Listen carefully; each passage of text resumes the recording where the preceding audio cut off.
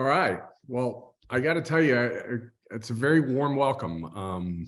Thank you so much for attending and being here tonight. It means a lot to me because it's a topic that, to me, is rampant, right? So all across America, there's just been an increase in the amount of stress that most of us have experienced, especially since COVID. And so a few years back, I changed a lot of my lifestyles as a result of some burnout issues that I dealt with, and I'll kind of get into it during the talk. But shifting the impact in my mind, really what it means is we all have to deal with stress. The truth is that throughout all of evolution and time, humans have always dealt with stress, and that's how we've become what we have become. And so stress itself doesn't necessarily have to be something that should be looked at with a negative lens. So where my background comes in is that I'm a physician assistant, and I've worked as a physician assistant for 23 years. Hold on one second. I'm having trouble on my end switching. Oops, sorry. Go ahead. Sorry about that. Got it. So I've been a physician assistant for 23 years working in pain medicine. And so in medicine, the issue is that we here in the West, we spend a lot of our time in reactionary medicine. We don't do much for prevention. So about 5 years ago, I went to an epigenetics conference. And what that is it's the study of the way that our environment deals with our genes and how that interaction occurs and how some genes can get unleashed based upon certain behaviors. And then some genes can actually remain sort of retracted inwards and never express any sort of issues such as things like cancer that can stay within the genes and not be expressed outward. And things like smoking would be one of those direct ties that over time can open up some of these genes to start producing changes at the cellular level. And next thing you know, you've got cancer growing. So it dawned upon me during that conference that 90 to 95% of the chronic diseases that we deal with in the world really are preventable. But the problem is that we don't have the time from a medical standpoint to teach prevention. And so fortunately, things like social media are very helpful in that we can get a larger audience and maximize the time that we can invest in that. But what I noticed with all of these conditions was that stress was involved in each one of these chronic diseases. And so as we'll evolve through the talk, you'll start to see how the history of stress and where we are today, we simply have just not been perceiving stress in the right ways a lot of times. And that's why disease has developed over time. The outline that I have for us today is we're going to start with the history of stress, and then we'll move to the discussion, the difference between acute and chronic stress. So acute stress being very healthy because it gives us the ability to take action. It gives us the ability to see the things that are necessary to get done. Chronic stress is when we allow things to sort of play themselves out in our minds over and over again. And the next thing you know, you're kind of stuck in a state where that's the one that we really worry about crossing over towards disease. Then we'll talk about the effect of stress on the human body. And then I'm going to kind of introduce the concept of how post-COVID stress actually increased, and it actually increased depression and anxiety throughout the world. Burnout syndrome we'll touch upon a little bit. I'll give you a personal story, and then we're going to close it out with how to manage stress. All right, awesome. So the first thing we want to do is that we want to ask a question. So we love our polls, you know it. And if you don't, then you'll figure it out. So I'm gonna go ahead and click here, send you a link. Okay, let me pause a second so I can switch my screens. And we just want to ask a question, right? So the question is, what stresses you out, and how does stress, how does it look like, right? So I'm going to go ahead and share again. You're putting the link on the chat, right, Nate? Yes. So on the chat, you have a link to wholelive.com. Yeah, there we go. And if you click there, you will be able to see the question and you can answer. I think one answer per person. Let me know if you can see it. If everything works fine. Oh, you did an art view. Okay.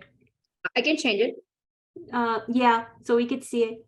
Because in this view, we have to put all the words together or put an underscore so that we could see it. But I mean, you can see a lot here too.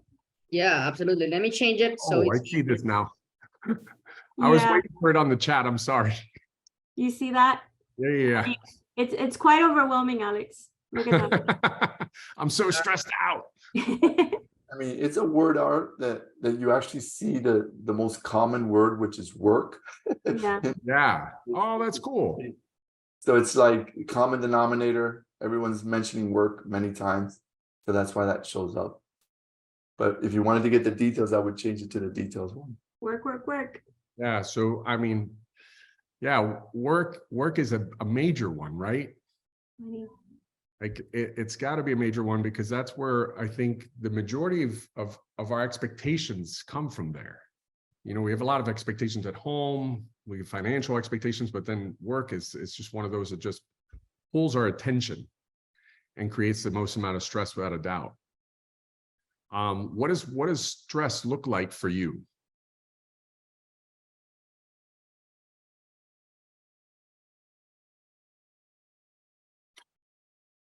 Worrying too much.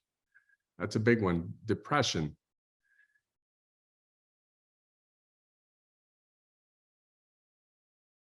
Yeah, so work seems to be sort of a repeating theme. Needless freakage. Yeah, the nepotism, right? So we're in a society that's a very me culture right now.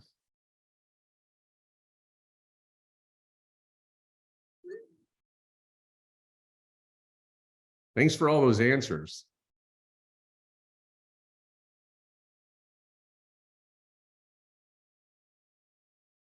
Yeah, so I mean, like I said, it's sort of a repeating theme when we're seeing all of the work and worry, man. So the last question is, would anybody like a world without stress?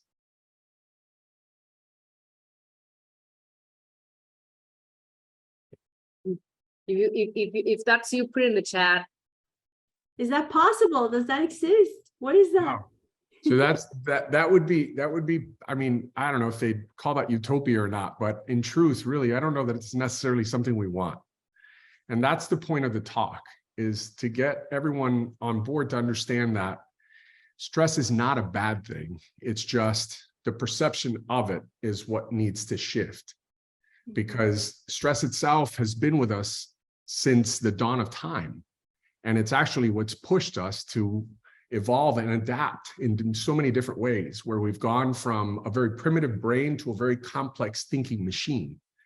And it's in that very complex thinking machine that a lot of our thought process can get lost, and we can get caught in the storylines associated with what's happening and not necessarily be in the reality of what's happening.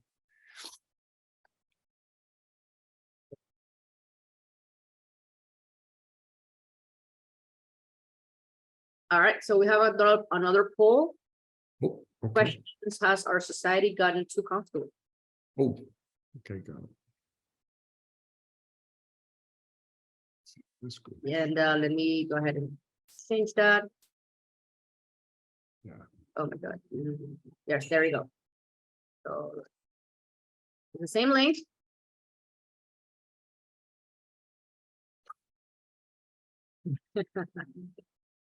Let me share it in case you need it again.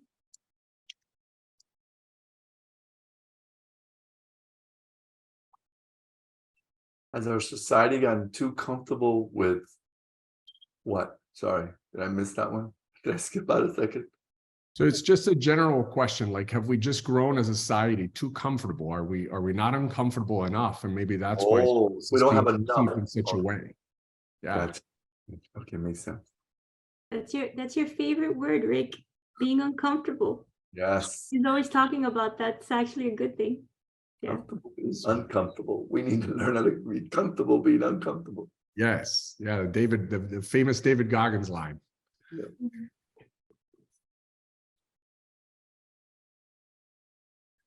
So interestingly enough, that statement probably is more factual than not, is we got to grow comfortable being uncomfortable.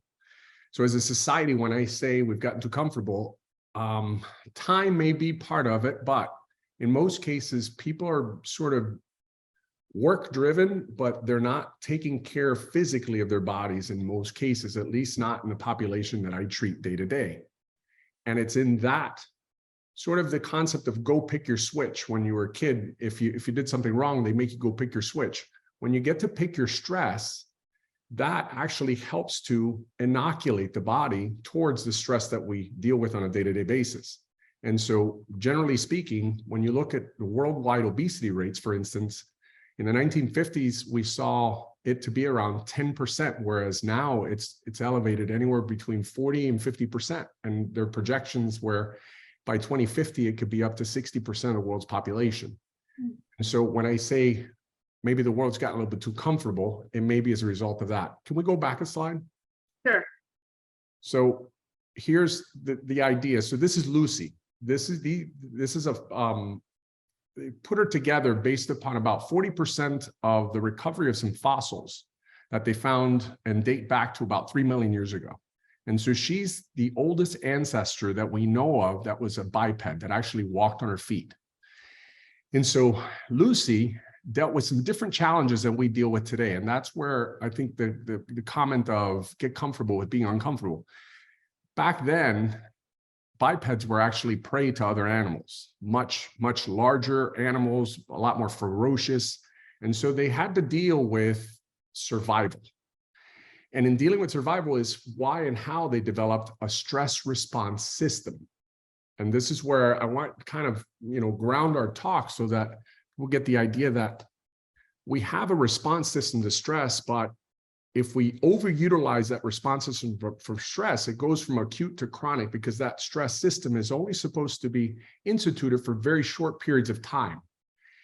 Very much because of what happened with Lucy and our ancestors, where they had to deal in survival, that stress system was for them to be able to get away from prey, hence the fight or flight response. So next slide. And so the history back in the late 1920s, a guy by the name of Hans Seeley, he was a physician in Prague, and he was practicing and walking through the wards, and he started to notice a common theme between a lot of the sick patients, in that he started to see that a lot of them had the same symptoms. They were exhausted, they were tired, they were fatigued, depleted in a lot of different ways. And so he started to notice and think, well, maybe there's some relationship between all of these. And he was the one that's been termed, that coined the term stress. And so what he noticed was it didn't have to be just physical stress, but it could also be psychological stress. And so then he came up with the general adaptation syndrome. And what he noticed was that stress comes in 3 phases. You get an alarm phase, which very, very much, I'm certain everybody's familiar with the fight or flight response, which is when we get hit with something stressful, the immediate increase in heart rate, rapid breath, the loss of focus or concentration, it kind of just takes you off center a bit, and then you respond. You either freeze or you fly, you do what's necessary. And so when he noticed this, he then began to realize that a lot of these patients that were sick were actually sick, not because of that acute stress response, but because the stress response was lingering too long. And he measured blood levels to figure out hormones and all sorts of different reasons and rationales as to why it was that these patients were experiencing these symptoms. And so, next slide. Actually, back it up. I'm sorry. And so the 3 phases or 3 stages are the alarm, the resistance stage, which is a time where we're supposed to sit back and recover, right?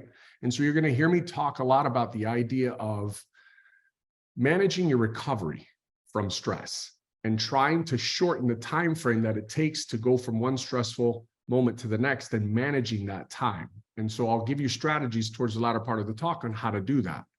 But then if you let this system go on too long, exhaustion kicks in. And so that's what he began to notice. And so Seeley's syndrome, or the general adaptation syndrome, was coined from that point forward. And it's still a popular term that's utilized to discuss and describe this issue.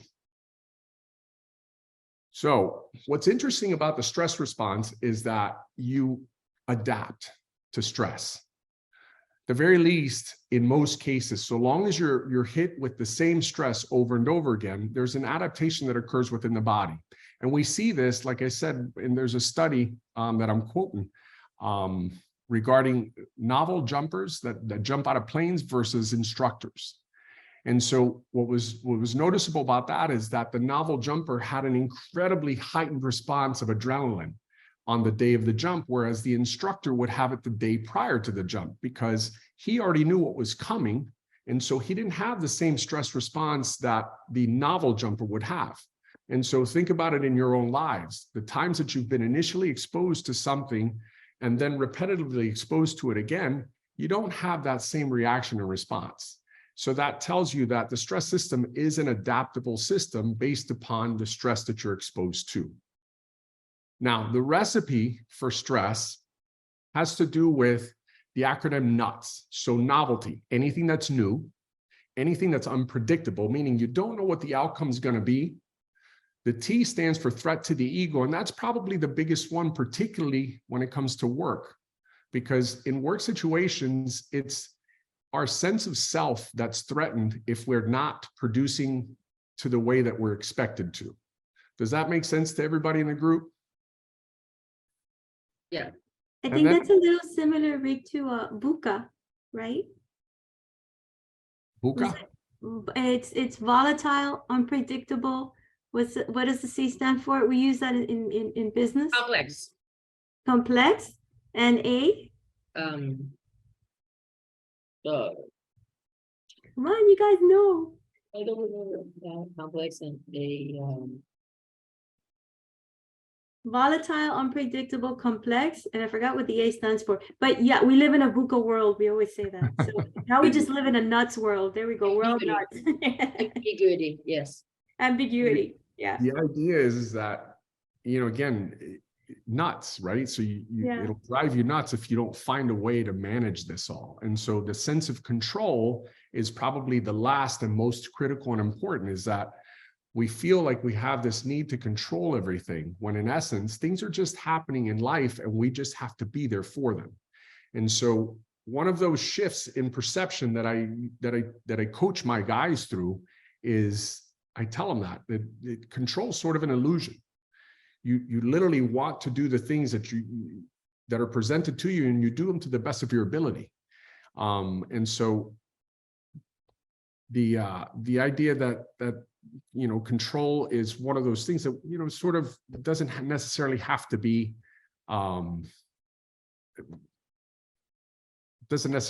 the focus of the concern. So next slide.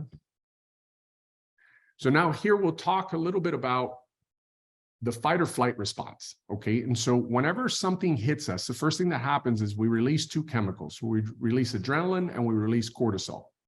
And those chemicals are responsible for that rapid increase in heart rate, respirations. It gets us kind of going, right? The cortisol also aids in reducing any kind of pain and mobilizes sugar in our system so that we're able to go. So we've got that ability to get going. Now, Walter Cannon actually coined this in 1950 as a response to that general adaptation syndrome. Now, this tend to befriend actually is an interesting theoretical model because it's been proposed by Shelley Taylor and her team in 2000. And what it has to do with is more often females tend to, when they're stressed out, they tend to go to a friend and they tend to affiliate on the problem and talk about it.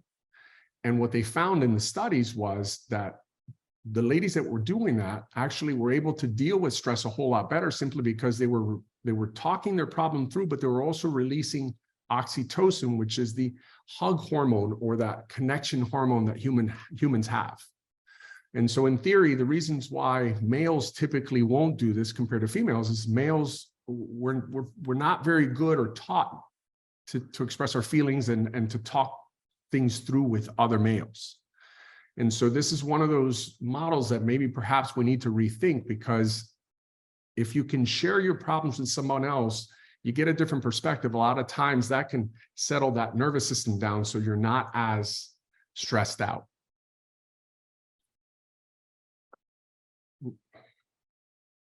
All right, so next slide. Oh, we got a poll. Yeah, so today's a poll day. So we've got another poll, and the question is, why do you think humans developed a system to deal with stress? So let me go ahead and share that question with you. Unless if you want us to skip a poll, Alex, just let us know. No, We it's okay. talked about this already. Maybe you did, maybe you Okay. didn't. But It's just we I'm can having to just tell us. switch. I'm having to switch through different screens, and so that it just has me a little bit thrown off. It's all good. Okay. I know it's fine. Okay, So feel free to say, hey, skip and go to the next one. So sure, everybody- exactly.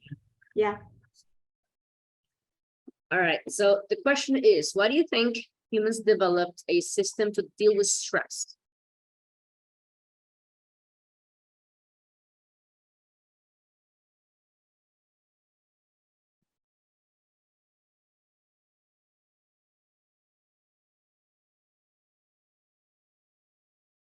All right, does that get everybody? Oop, keep coming.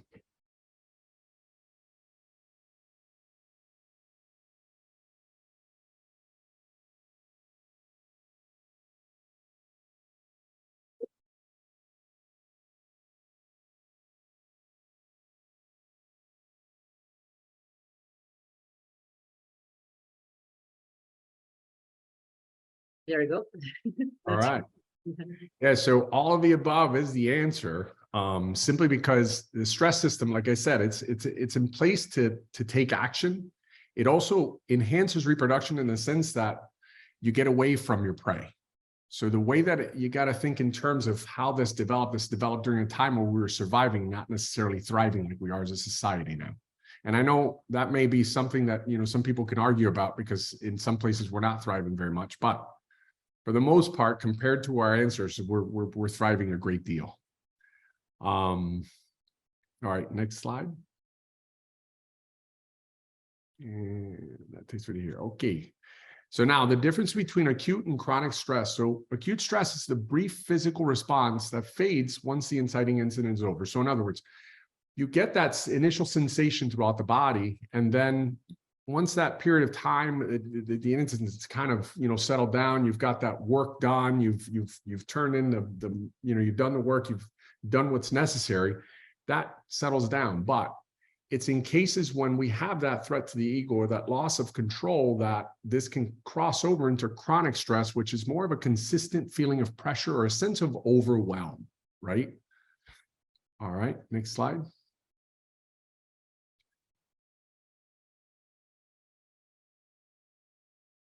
Okay, so this is a question for the group, the polling question. Correct, so let's change it back. Quick sec.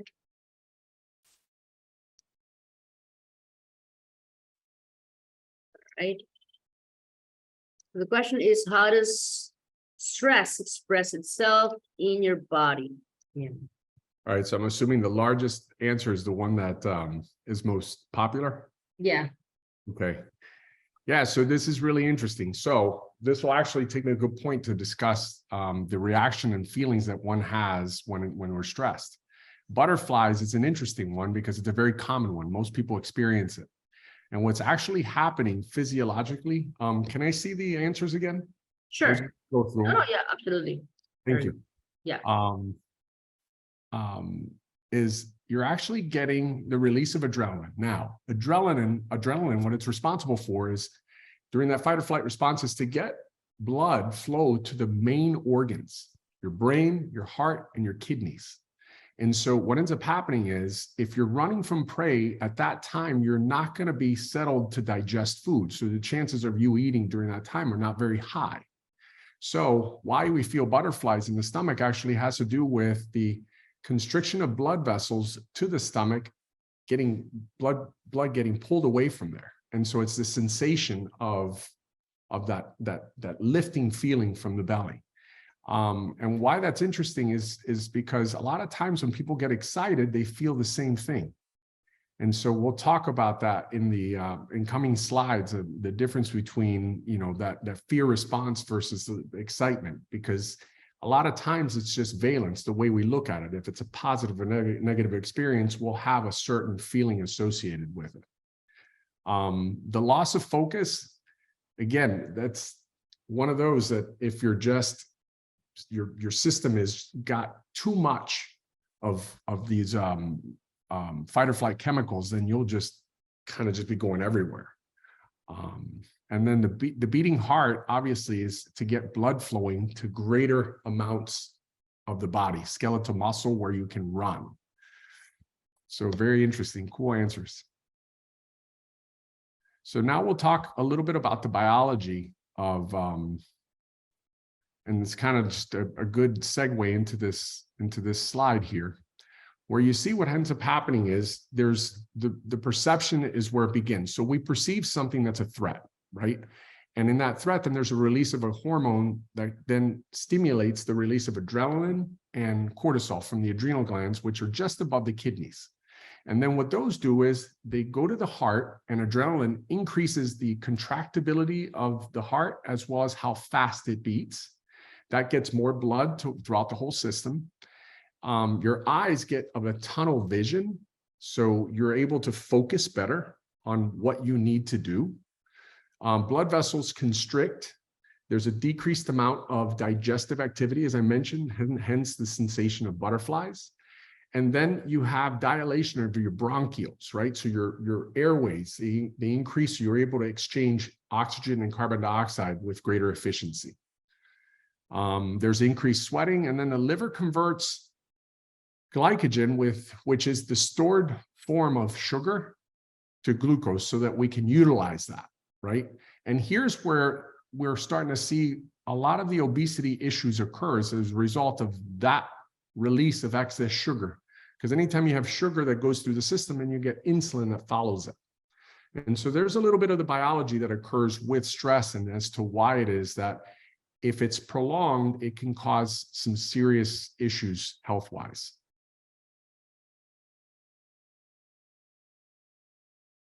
So now, there are three terms that I want you to become familiar with. So homeostasis is where we sit at as a baseline. Now, some people you may have come across that are a little bit more high anxiety. That's their homeostatic balance. That's where they sit. And then there's some people that are just sort of gelled, like they just don't get upset about nothing. They're completely just the person that you can go to, poke the bear, and absolutely never get a response. So homeostasis is where we all sit at a balance point. Now, stress can either be good stress or bad stress. So distress is how we classify stress that we don't want. Whereas eustress is stress that we do want, things like exercise that actually induces a physical stressful response in the body, but actually then, like I mentioned earlier, inoculates the body towards any stress that comes at it. So you become better able to deal with stress. Does that make sense to the group? Yeah. All right. So next slide now. All right. So this is another poll question. Yeah, I think this was just going to be open question for everybody. the conversation. Yeah. So feel free to put it in the chat. What has been your life's greatest stressor?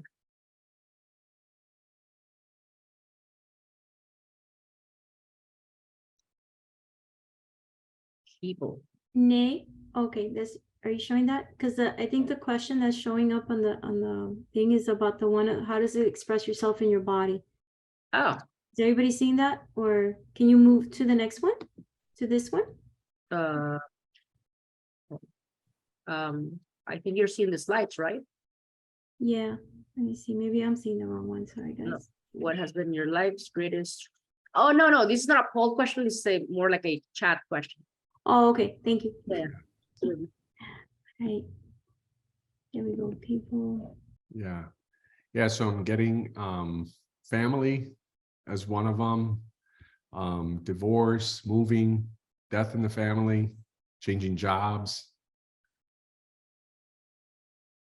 ill health. Everybody can see the chat? Yeah, we can see the chat. Perfect. Yeah, so I mean, we're talking about the trickiest of stressful situations, right? And so how do we deal with that? because life just continues to happen, and you end up experiencing some of the greatest stressors when we have, you know, major life-changing events.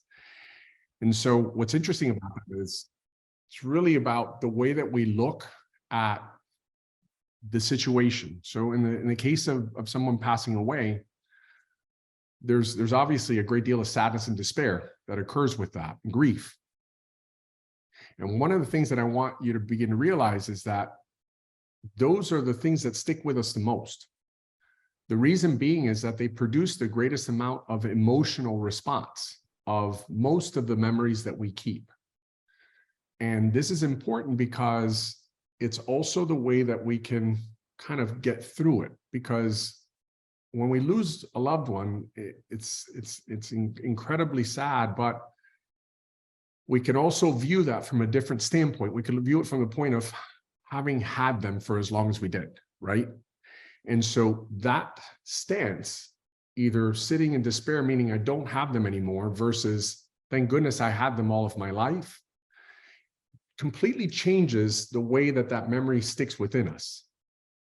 And so in the case of losing a job, two ways of looking at it. You can look at it from the perspective of I've lost my job, or what opportunities are going to open up on the other side of this.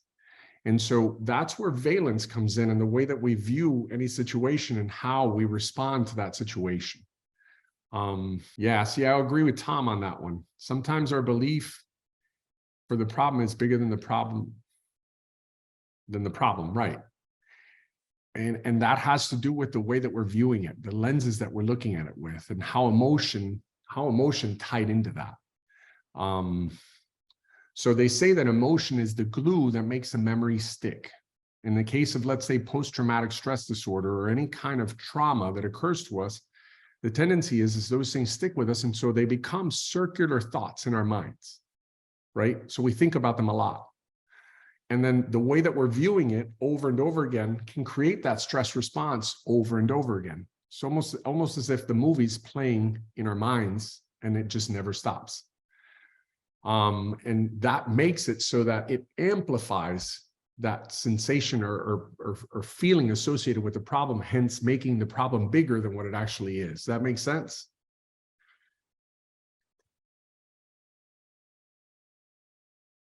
Yep, Tom, yep. Emotions do reveal your beliefs. There's no doubt about it, because if your beliefs are a certain way, then you're going to have an emotion that's going to be associated with that. Absolutely. All right, I'm starting to get used to this now.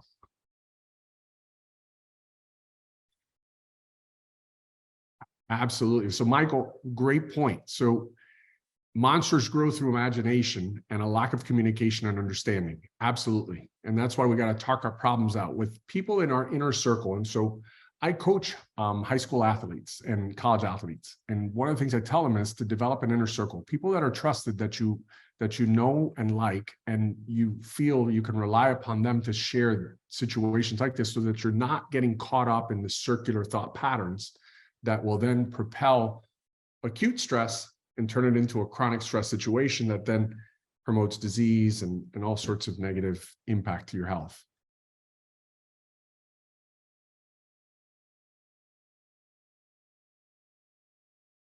Mohit, is that how you pronounce your name? Mohit? Yes, that's how you pronounce. You got it right. I'm sorry about the economic condition, man, but I'm glad you got a job now, right?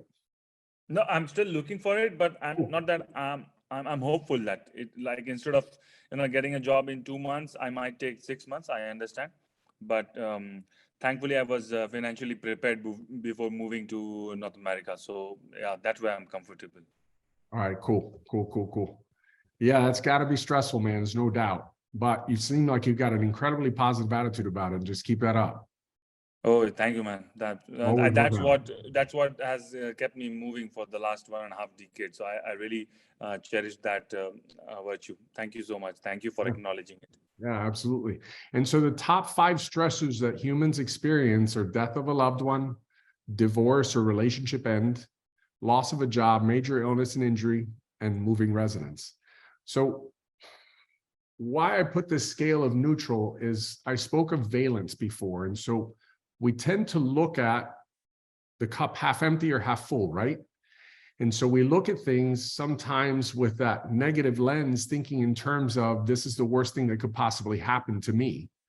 When in essence, we really don't know down the line what happens to us in the future and how that reflects on us. And so we can be really get caught up in these circular patterns in our minds, and that can trigger us to transition from that acute to chronic stress response.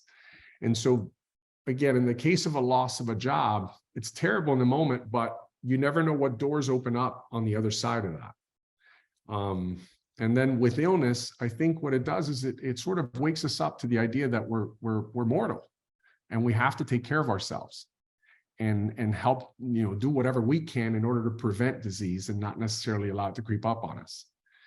Moving residence, that's always a tough one because we pack so much stuff that I don't know how it is we walk around with all these things, man, and it's just incredible. All right, next slide. So chronic stress is kind of the elephant in the room, and what I really wanted to speak about today, because it really is a multi-organ insult. And so it's affecting a lot of our body. And so some of the things that we tend to see are aches and pains throughout the body, weakness, social isolation, but insomnia, right? And so when you start getting loss of sleep, sleep is so crucial to recovery, because when we sleep, we actually are restoring a lot of the chemistry that we utilize throughout the day during stressful responses, because we're burning adrenaline, we're utilizing dopamine. Dopamine's kind of getting us motivated and into action, and adrenaline's keeping us focused at all times. Well, if we're not getting any sleep, then we're not recovering from that. And so scientists have found that we have a system in our brains called the glymphatic system, which is a drainage system that best works during sleep. And so that's one of the things that I coach my guys on the most, is making sure that they get 7 to 8 hours of sleep every night. And in today's culture, that's difficult because of all the demands that we have in our lives, but it's such a non-negotiable, because if you're not recovering, you can't be effective on the next day. The other thing that I wanted to point out here was the tendency to chemically cope. So when we're stressed, the tendency is that people will turn to things like alcohol or drug use. It's very popular nowadays to utilize marijuana as a means of dealing with anxiety. And so what's interesting about that is that science is now showing that alcohol actually is an inflammatory chemical. And in doing so, by increasing the release of cortisol, what you're actually doing is sensitizing the nervous system so that the very next day, you're at a heightened level of sensitivity that will make you want to drink more often. And so it's sort of a cat chasing its tail. It calms you in the moment, only to produce problems the next day. And with marijuana, it may be a very similar thing where your anxiety threshold is shifted so that you're not able to tolerate things to the same degree as you could before. And so just two caveats to kind of throw out there, because this is very common in our society nowadays, because a lot of our society is medicated in some way, shape, or form.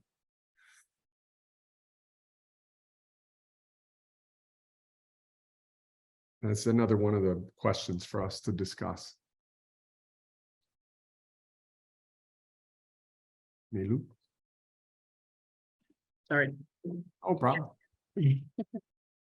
So I think we can have a conversation about this. Which symptoms do you experience during periods of prolonged stress exposure? Yes, because it's not a poll question. Okay. So it's for the chat. All right, again, so the question is, which symptoms do you experience during periods of prolonged stress exposure? Yeah. For me, it would be. While we're waiting on that, so back to the previous discussion, because actually Tom put in a good comment, the mind doesn't know the difference. And so reality versus thought, the brain doesn't know the difference. And so when we replay things over and over again in our minds, it's actually almost as if we're bringing our senses back into that moment. And so because the brain doesn't know the difference, we can get the same release in chemistry that we can when we're physically engaged in whatever stressful situation that we're in. And so the concept of letting go and letting things be, meaning when you disconnect from work, let's say it's a work situation, find ways to liberate yourself from whatever mental issues you're dealing with associated with a project, let's say at work. And that disconnection, because if you don't do that, you get home and you're just constantly processing a problem, you're literally just creating an insult over and over again. So great point to be made there, Tom. All right. Chad, we have a bunch of numbers. Yeah, I'm looking now. So 5 seems to be popular, 6, 2, 4, 5, 7, maybe. Yeah. There's an 8 there. I'm going to address all of them because all of them have seemingly been chosen. So overeating and undereating. So what's interesting about that is this is a symptom that's seen with depression, is overeating and undereating. Now, the overeating typically is because of that stress response and that mobilization of glucose, the sugar. With that increase in sugar, you also get an increase in insulin so that sugar can be stored back into the system. And so that causes us to want to overeat. And so care should be taken whenever you catch yourself in situations like that. One of the coaching tips that I give people is figure out what your motivation is to eat at that moment, whether it's if you're really hungry or if it's simply just you're just over snacking or you're stress eating. Too much or too little sleep is one of those things that you'll see because of the mind racing. Your mind gets out of control, and so you don't end up getting ample sleep, or you end up getting too much sleep because of the exhaustion and fatigue that your body's experiencing. The increase in substance use, as mentioned before, that's pretty common because it's a way to calm it down. And then the thing about the brain is that's interesting is that once it finds a solution, it's going to want to play that solution over and over again. And so the interesting thing is if you give it a different solution to the problem, it will then not want to pull towards that solution that was previously used. So if, let's say in the instance of alcohol, if you go to alcohol to calm the system down, whereas you learn to meditate or do yoga or Tai Chi or any of the relaxation techniques, so long as you do it repetitively enough, this will no longer, the alcohol will no longer be such a pull. It's almost as if we just want to come up with the solution to the stressful problem, and then that becomes what becomes programmed for us to be able to do. So difficulty concentrating, that has a lot to do with the inflammatory response with cortisol, because an overabundance of cortisol in the system will affect the way that the brain functions. And then mood swings for sure. Again, exhaustion. Anybody do headaches? 6, yeah. So headaches are an interesting one. And that's where some of the relaxation techniques can be really effective, because what ends up happening is our brains have a certain amount of nutrients in them. And when we go through them, exhausting them, especially if we're sitting in front of a screen or any device, there needs to be replenishing of that. And so what the brain does, or what the body does, is it dilates the blood vessels, and that typically will cause the headaches to occur. And so a technique that I'll send to Nelu or Regina is NSDR, which is a non-sleep deep rest protocol, where it's a YouTube video that it's totally free. You can just do it at any time, and that helps to replenish a lot of the chemistry in the brain. And most of the people that I deal with that get headaches that are very abrupt in onset, if they do this protocol, it usually gets rid of their headache. So I'd be happy to share it with you guys. It's very simple. You just go on YouTube and it's just NSDR. So I just put it in the chat. And then isolation. So that's a dangerous one, because when you have progressive social isolation and you're pulling away from people, that's typically a sign that you're just overwhelmed. And so that'll get us to discussing one of the topics that I've got one of the slides to come with regards to burnout.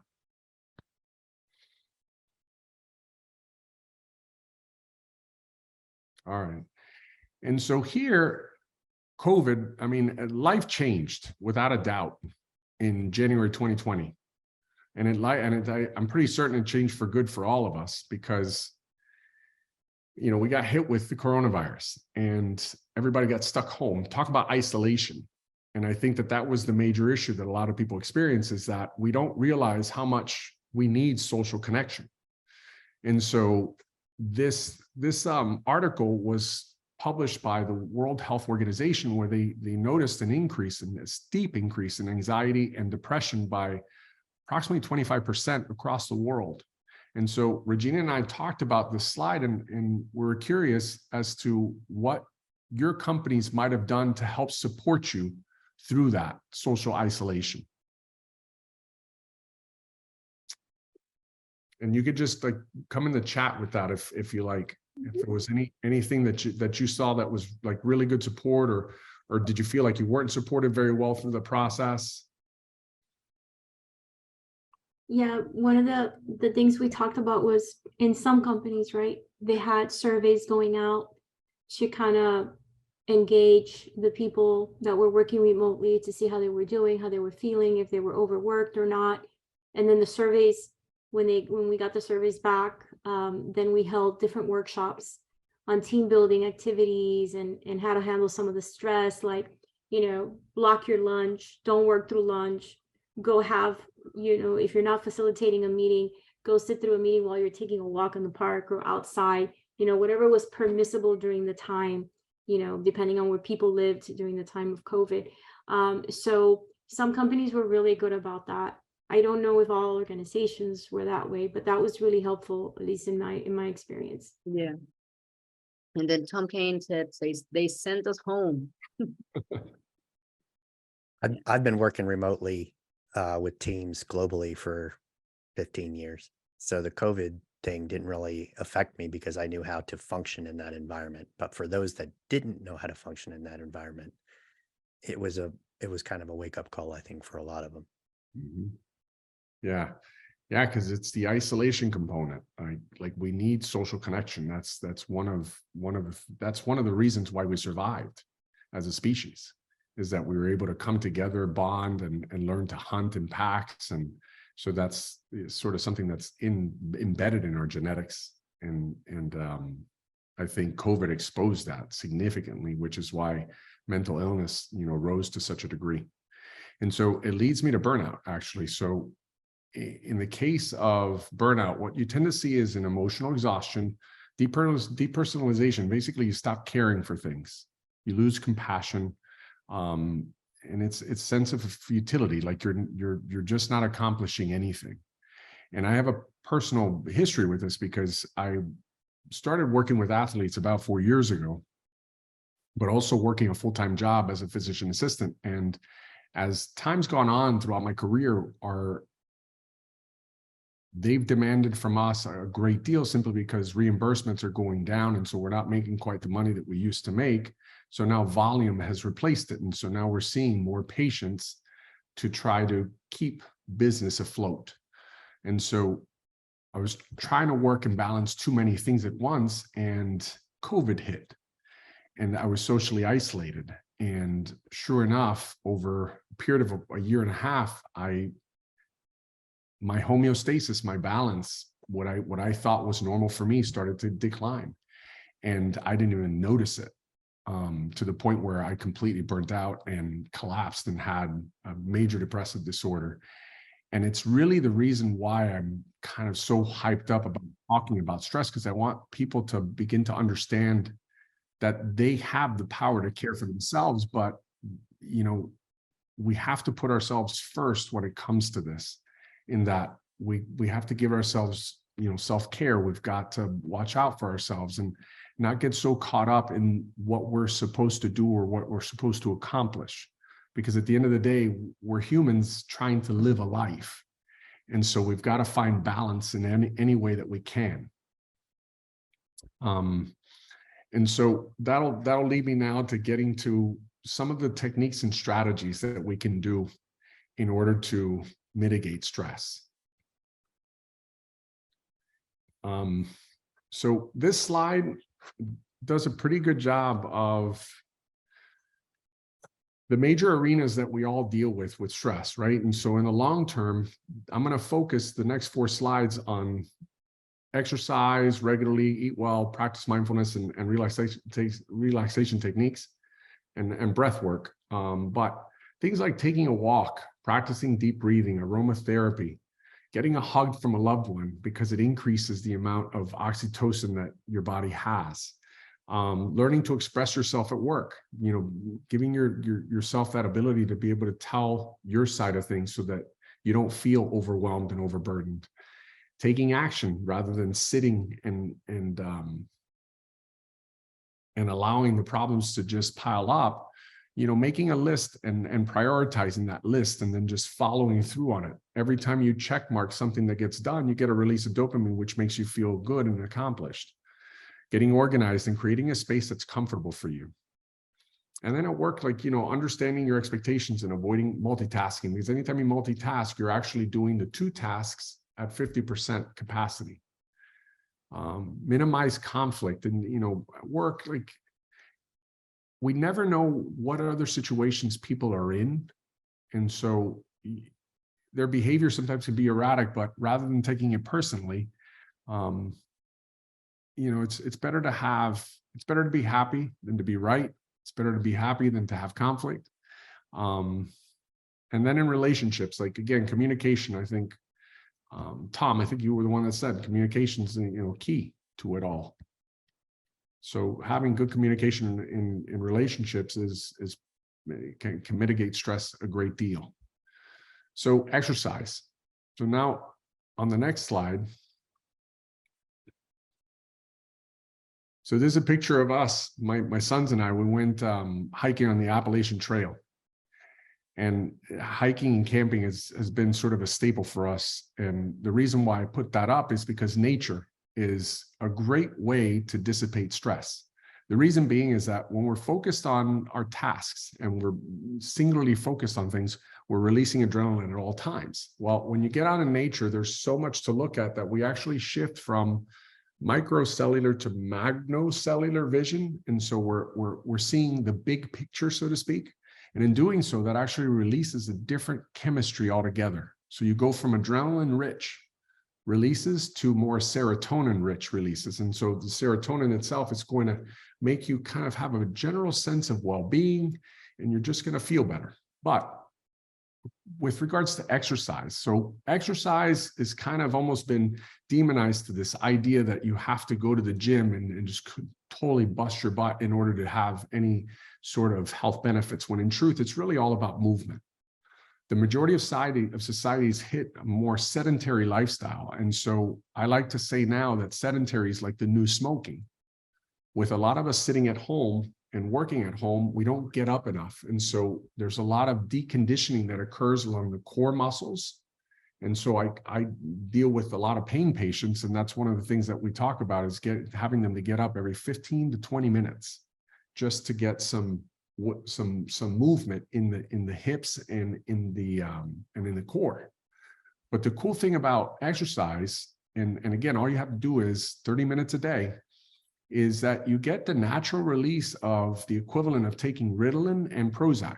And so Ritalin increases dopamine, which is your take action, as well as your pleasurable chemistry. And so with Prozac, you're getting an increase in serotonin, which is, again, your sense of well-being. Now, the boost of endorphins, that is your pain reliever, your natural body's pain reliever. And so if any of you have ever heard of the runner's high, that's where it comes from, is that after you've stressed the body out to a certain amount and taxed it enough, there'll be a release of endorphins. And so I think I'm trying, Regina, what's your partner's name? Rick. Yeah, Rick. So be comfortable with being uncomfortable. And so that's the concept. If you push through when you're getting yourself uncomfortable, what you're actually doing is you're going to get the release of endorphins, which are feel-good chemistry that you have in your body. And then that actually translates into muscle tension release throughout the body. And the reducing fatigue is actually occurring as a result of when you exercise, we have in our cells mitochondria. So mitochondria are little power packs. And so what those are responsible for is the energy production in our body. When you exercise, you actually increase the density of those, the amount of them, as well as the efficiency. And so a lot of times, one of the reasons why people say they can't exercise is because they don't have time, they don't have the energy for it. When in essence, it's exercising that will produce the energy that will allow you to want to exercise more. And so it's this kind of feedback loop that actually turns out to be very positive. And so, great book, The Atomic Habits, he talks about starting exercise. And so if any of you aren't exercising at the moment, what I would recommend is just get started with 2 minutes and just lay your clothes out as if you were going to start exercising. And then the next day you go in, and even in the book, he talks about a guy that just would go into the gym and he would just walk in and then just go back home, because what he was trying to do is just simply create the habit. Alex, have you ever heard of Tony Robbins saying motion causes emotion? Yes, absolutely. Yeah. I mean, you've got to move, because staying in place only makes the problem worse. So movement is one of the things that we can do in order to inoculate our body, get our body ready for the stress that we're going to be dealing with, because whenever you have movement too, you're increasing adrenaline in your body. And so you're getting used to what it feels like to have that stress sensation, but you're choosing this. And so it's eustress. It's the stress that you want in order for you to be able to deal with stress day to day. Does that make sense to everybody? All right. So next slide. So now this is huge because, like I mentioned with obesity, so obesity's climbed from 10 to 40% in 60 years. So one of the things that we're recommending now is eating whole foods. So basically, you can go to the grocery store, try to stay out of the aisles, because the aisles have ultra refined and processed foods. And the problem with that is that ultra refined and processed foods, they don't have enzymes, they don't have any of the stuff that we evolved with throughout time. And then to boot, you've also got high sugar intakes, which has been shown that sugar is inflammatory, and so it can affect the way that the brain functions. And so they've even developed a field now where they're doing nutritional psychiatry. They're treating conditions like bipolar disorder and depression and anxiety just with food, and they're seeing results. And so it's one of those areas that I highly recommend that everyone just, take your focus and make sure that you're eating a healthy diet. All right, next slide. Let me catch up here. Got a poll. Last poll, guys.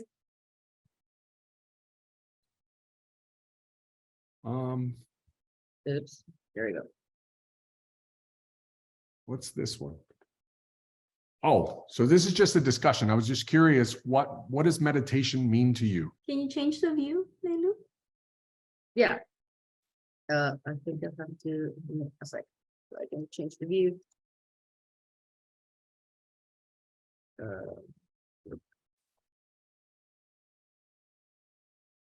Okay, so let me see. Yeah, maybe this looks better. Yeah, so stopping. So clearing the mind is kind of a popular answer. It's a beautiful praying. Yeah. Spiritual investigation. Yes. Virtual mini vacation. I like that. So meditation, it's an interesting concept, and I think that there's a lot of misunderstanding for what it is. Stillness of the mind, I think, was one of the answers. And so that is actually a means to an end. So what meditation truly means is being engrossed in the present moment, so much so that nothing else matters. Everything falls away. And so the destination of clearing the mind is where most people get caught in meditation and sort of losing what the concept is all really about.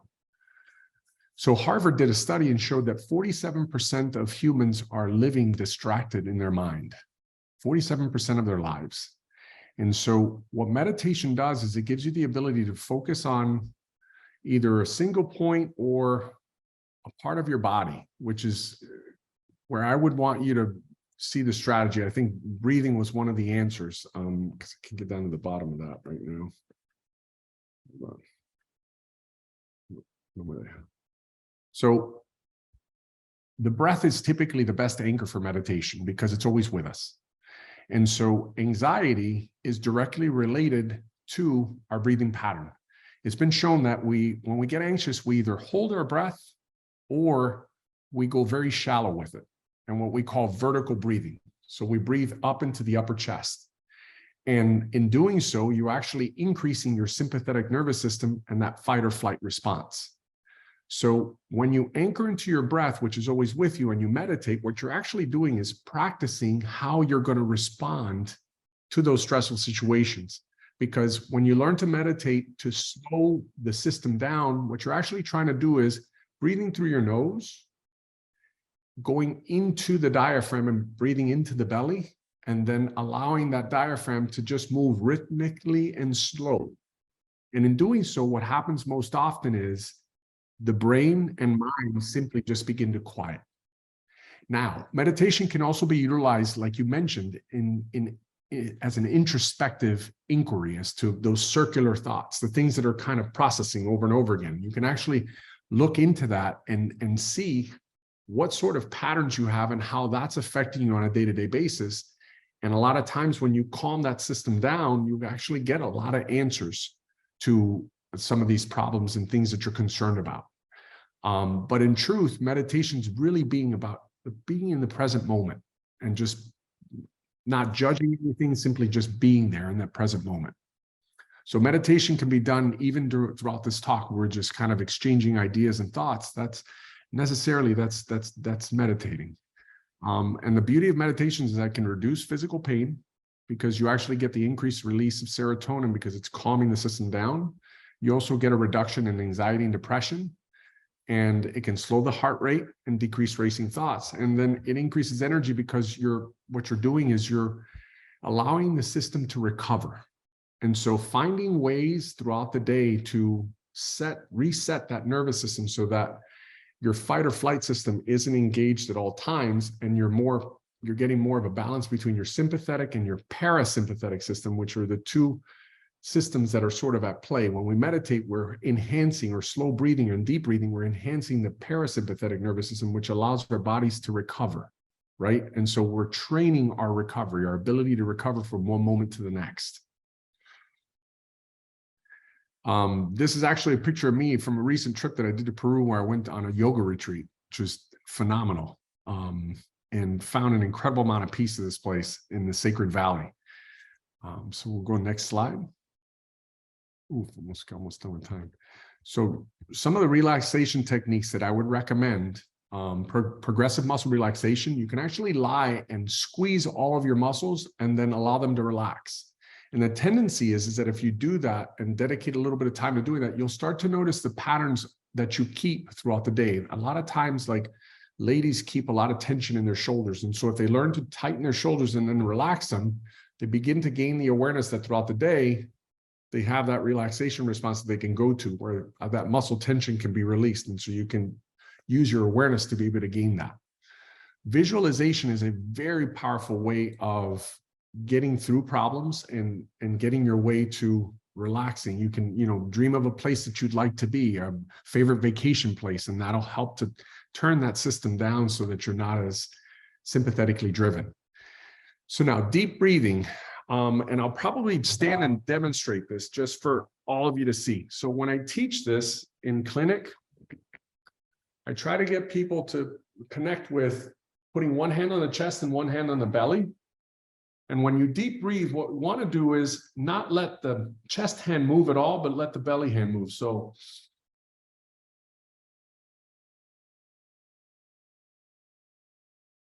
in doing so, what you're doing is you're engaging the diaphragm, and that's your largest breathing muscle.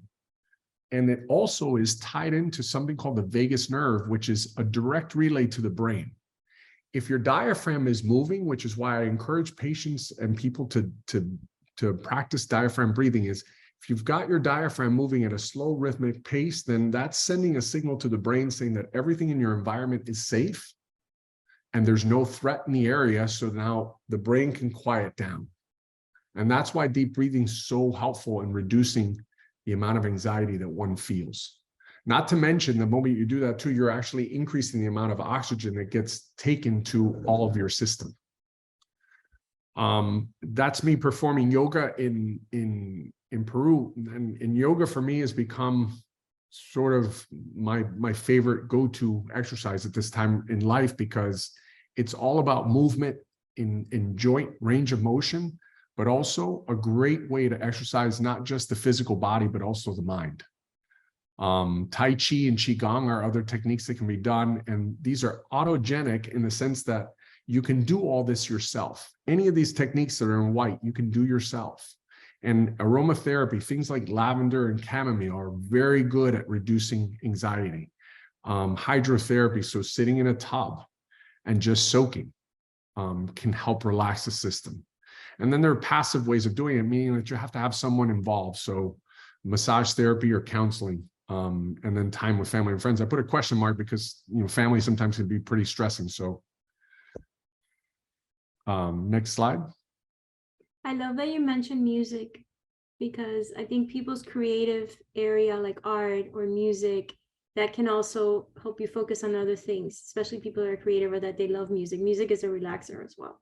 Absolutely. At least for Absolutely. me, it is, which is Yeah.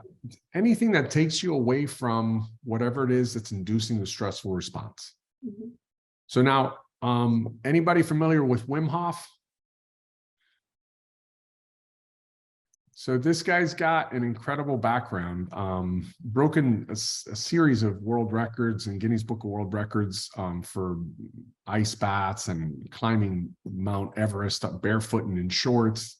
He's found a way to regulate his nervous system in such a way that he can regulate the heat and cold as it dissipates from his body. And so it goes to show you that the breath is our connection to calming our nervous system down.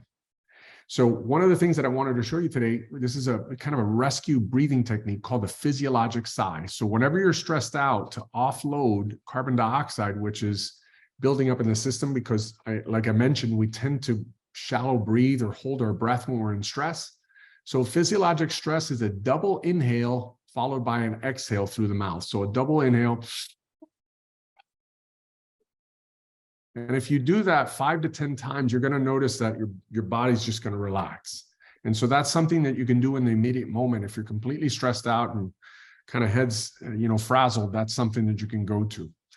Now, with the Wim Hof breathing technique, I advise you to make sure that you check with your doctor to ensure that you can do it. But this breathing technique, what it does is it's rapid circular breaths where you're taking deep inhales and exhales, and then you're doing breath holds.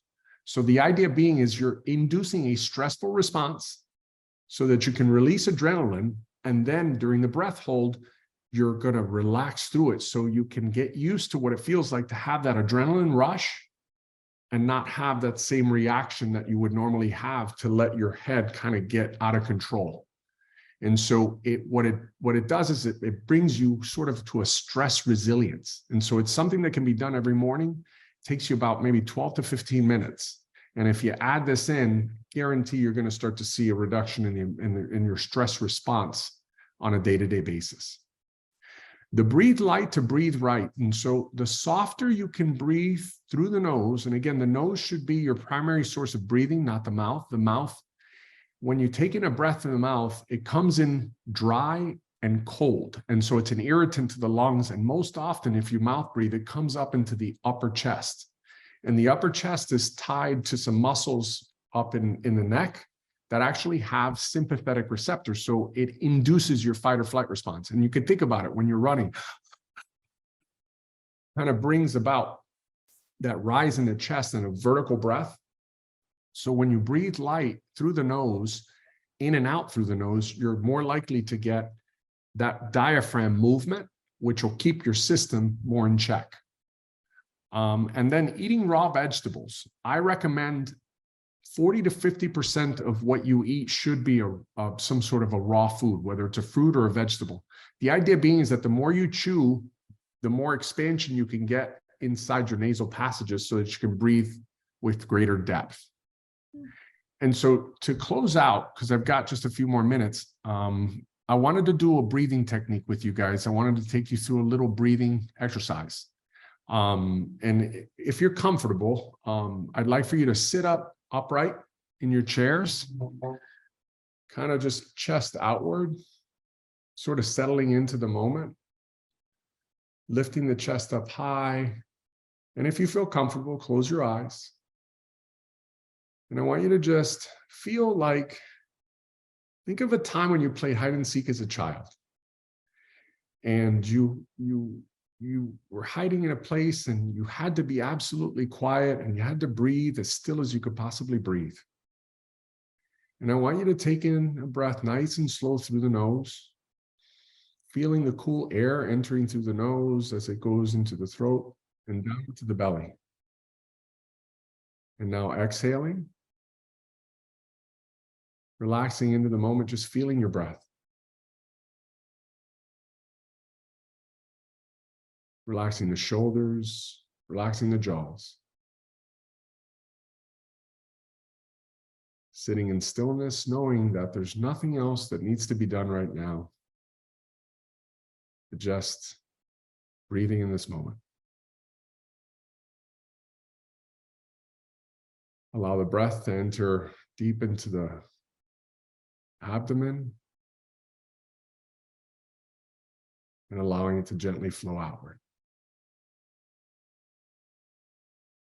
Grounding your feet into the ground, breathing in through the nose and out the nose.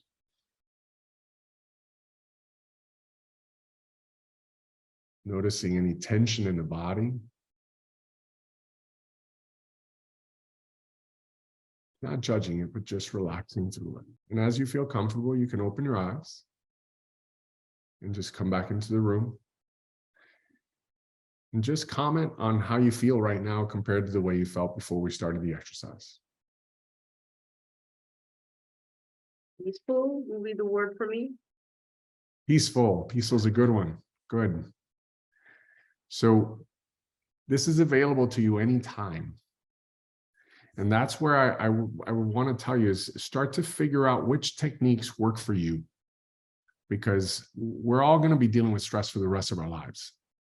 And so the way that we view it will have everything to do with the way that our body feels and reacts to it. But if you can learn to manage your recovery from those stressful situations and lessen the blow, that will reduce the chance of transitioning from acute to chronic stress and make you feel like you have all the power in the world to control this. Do you have any questions? Because I believe that takes us to the end. Yeah. Any questions? Any questions?